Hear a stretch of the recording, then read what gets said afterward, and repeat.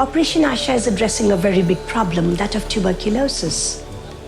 Now, TB is not an ancient disease anymore, though it's as old as the pharaohs. It's a worldwide disaster. There are 9 million new cases in the world each year. Unfortunately, 1/4 are in India. The loss of wages in our country alone is an unbelievable $300 million a year. And it is estimated that the world will lose more than $4 trillion in the next decade because of tuberculosis.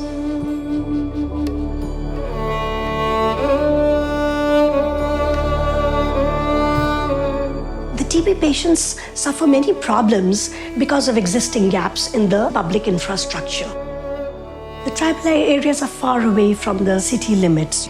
Imagine if these people had to go 3 times a week to the nearest DOT center. These are the centers where the patients have to go day after day and swallow the medicine in the presence of a provider.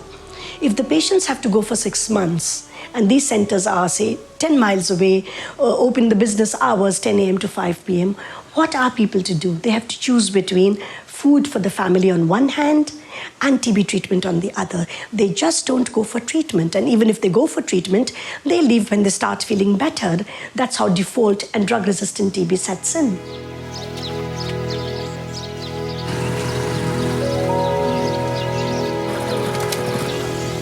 So what Operation ASHA has done is to take TB treatment to the doorsteps of the disadvantaged, so no one has to miss work and wages in order to get the medication.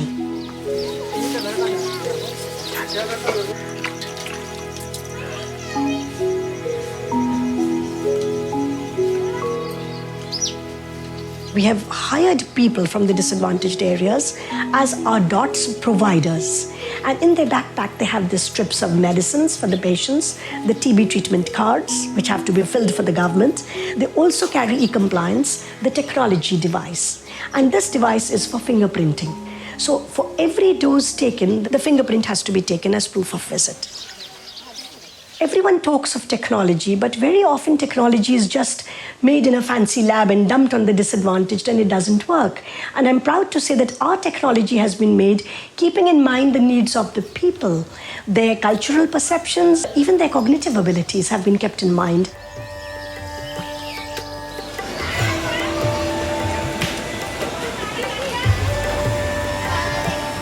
The urban model is very different from the rural model because patients are densely packed in an area where there is a huge population and there could be more than 100 patients in one particular slum.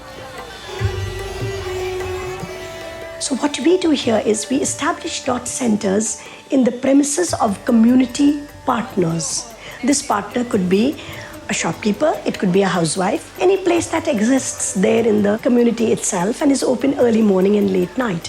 Again, there is no one who needs to take a bus, and everything is done at their convenience.